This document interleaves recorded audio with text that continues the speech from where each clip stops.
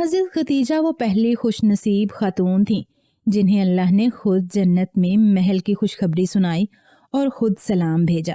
ہوا کچھ اس طرح کہ ایک مرتبہ حضور اکرم صلی اللہ علیہ وسلم کے پاس حضرت جبرائیل امین تشریف لائے اور فرمایا کہ یا رسول اللہ صلی اللہ علیہ وسلم، یہ خدیجہ جو آپ کے پاس کھانا لے کر آ رہی ہیں، جب آپ کے پاس آئیں تو انہیں کہیے گا کہ اللہ پاک نے سلام بھیجا ہے اور انہیں میرا بھی سلام دیں۔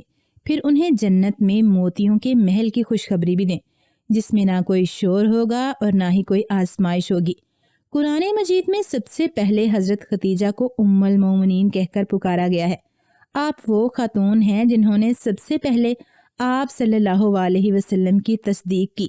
آپ کا سلسلہ نسب اپنے والد خولید بنت اسد سے 4 سلسلوں اور والدہ فاطمہ بنت زائد سے 6 سلسلوں کے بعد نبی اکرم حضرت محمد صلی اللہ علیہ وسلم سے جا ملتا ہے۔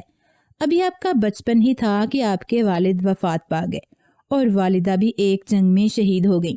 دونوں کی وفات کے بعد آپ نے اپنے والد کا تجارت کا کاروبار سنبھال لیا۔ حضرت علی سے روایت ہے کہ آپ صلی اللہ علیہ وسلم نے فرمایا، اپنے زمانے کی سب سے بہترین خاتون مریم ہیں اور اسی طرح اپنے زمانے کی سب سے بہترین خاتون خدیجہ ہیں۔ یہ حدیث مبارکہ متفق علیہ ہے، حضرت عبداللہ بن عباس سے مروی ہے۔ آپ فرماتے ہیں کہ ایک مرتبہ آپ صلی اللہ علیہ وسلم نے زمین پر 4 خط کھینچے اور پوچھا کہ کیا تم جانتے ہو یہ کیا ہے؟ صحابہ کرام نے عرض کیا کہ اللہ اور اللہ کے رسول صلی اللہ علیہ وسلم ہی بہتر جانتے ہیں۔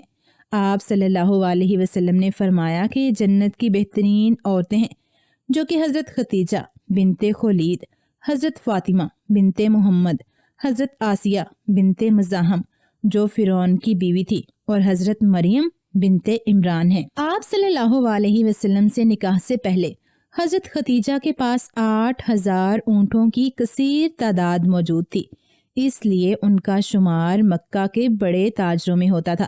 انہی اونٹوں پر حضرت خدیجہ کا سامان شام، مصر، یمن اور دوسرے ملکوں میں جایا کرتا تھا، اور اس سامان تجارت سے آپ کو بہت نفع ہوتا تھا۔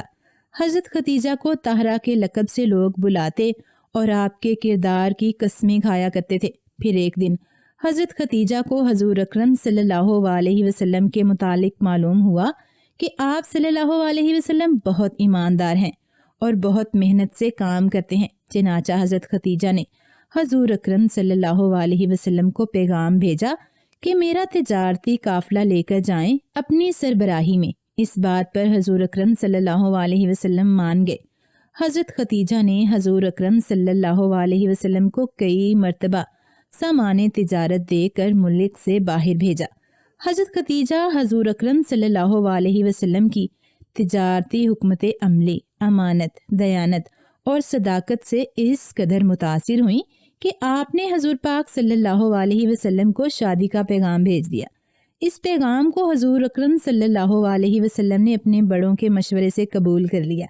حضرت خدیجہ سے شادی کے بعد حضور اکرم صلی اللہ علیہ وسلم کو اپنے مقاصد کے لیے زبردست معاشی استحکام اور مالی مدد ملی۔ اس معاشرے میں سب کی بہت سی بیویاں ہوا کرتی تھیں، لیکن اس کے باوجود جب تک حضرت خدیجہ زندہ رہیں حضور اکرم صلی اللہ علیہ وسلم نے دوسری شادی نہیں کی۔ جب حضور اکرم صلی اللہ علیہ وسلم نے دین اسلام کی تبلیغ شروع کی تو آپ کو زبردست مخالفت کا سامنا کرنا پڑا۔ ان حالات میں جس طرح حضرت خدیجہ نے حضور اکرم صلی اللہ علیہ وسلم کا ساتھ دیا اور آپ کے شانہ بشانہ کھڑی رہیں، آپ کی ہمت بندھائی اور آپ کی حمایت کی، اس کی مثال نہیں ملتی۔ 10 سال تک حضرت خدیجہ نے حضور اکرم صلی اللہ علیہ وسلم کی اپنے خاندانی تعلقات اور اپنے مال و دولت سے خوب مدد کی۔ حضرت عائشہ فرماتی ہیں کہ حضور اکرم صلی اللہ علیہ وسلم جب بھی حضرت خدیجہ کا ذکر فرماتے تو آپ کی خوب تعریف کیا کرتے تھے۔